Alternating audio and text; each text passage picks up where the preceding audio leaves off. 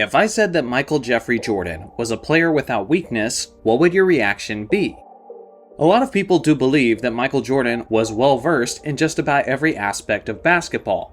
But then there are others that do believe he has one significant weakness, and they will harp on this detail over and over again whenever they're making comparisons to their favorite players. Allegedly, Michael Jordan was a terrible three-point shooter. It makes sense why some fans say this. For his career from three-point range, Michael Jordan shot a career average of 32.7%, and Kobe Bryant shot a career average of 32.9%. And LeBron James currently has a career average of 34.8%. You also have to consider the fact that MJ's career average really should be a little bit lower, because from 1994 to the end of the 96-97 season, the NBA actually shortened the three-point line from 23 feet 9 inches to 22 feet. And understandably, league averages from three-point distance went up, and a guy like Michael Jordan had some of his best three-point shooting seasons during that time. I can only imagine how much guys like Carmelo Anthony or Kobe Bryant would have benefited from that shorter three-point line, since they were guys who excelled at long two-point shots. Regardless, it's not like the gap between MJ, Kobe, and LeBron is all that significant from three-point range. But the fact remains, in the regular season, they do have a better career three-point shooting percentage. The thing is, I think this aspect of three-point shooting and Michael Jordan is a bit more layered and complicated than some people realize.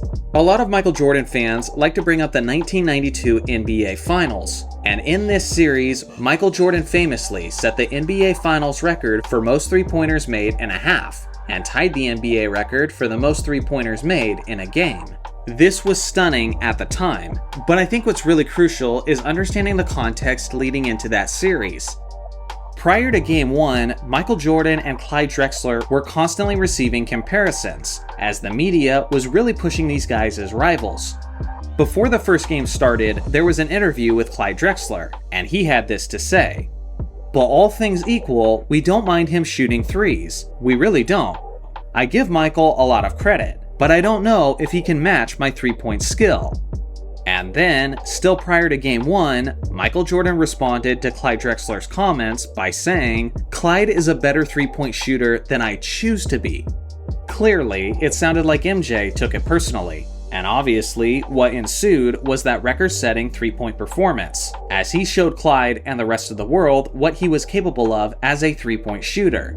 Now, some Michael Jordan critics will point out the fact that MJ was pretty open on most of these three-point shots. And to that I say, well, duh. The Blazers literally said that they didn't think highly of Michael Jordan's three-point shooting heading into that game. They were daring him to take those shots, and that's why they started defending him just a little bit more on his latter shots. But then MJ critics will say you can't just call him a great three-point shooter based on one playoff series. And to that I say, you're absolutely correct. So let's dig a little bit deeper into the details. Now first off, let me point out the fact that Michael Jordan was objectively a terrible three-point shooter in his first 4 seasons in the league. In his rookie season, he only shot 17% from that distance. In his second season, he also shot 17%. His third season was 18%, and his fourth season was 13%. Now to be fair, MJ was shooting less than 1 three-point attempt per game in his first 4 seasons. So it's not like he was Charles Barkley out there, who was among the league leaders in three-point attempts while being objectively terrible. Michael Jordan knew what his skills and what his greatest strengths were, and for the most part, that's why he avoided the three-point line.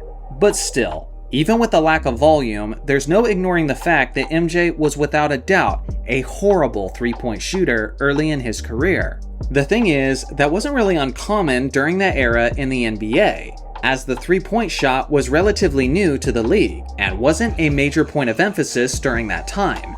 When Michael Jordan first entered the league in the 1984-1985 season, the average team was only attempting a grand total of 3.1 attempts per game.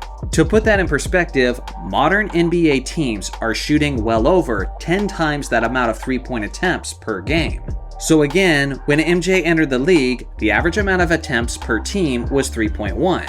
And when he finally retired from the NBA at the end of the 2002 to 2003 season, that average had climbed to 14.7 per game. It goes without saying that the league was adapting to the three-point shot at the time that MJ entered the league, and the same is true about the best players within the game, as they were also learning that shot and slowly adapting it to their game. For goodness sake, even Larry Bird had a 4-year stretch early in his career where he shot only 26% from three-point distance, and he's widely considered as one of the greatest three-point shooters of all time. So yes, Michael Jordan did take a little while to figure out his three-point shot, but once he did, everything changed. Over a 10-season stretch, from the 1988 to 89 season to the 1997 to 98 season, Michael Jordan had a three-point shooting percentage that was actually better than the league average, as he shot 35.4% from that distance, compared to the league average that was 34.1%. To say that MJ was a bad three-point shooter after 1988 would be objectively incorrect, because he was quite literally better than most of the three-point shooters within the league.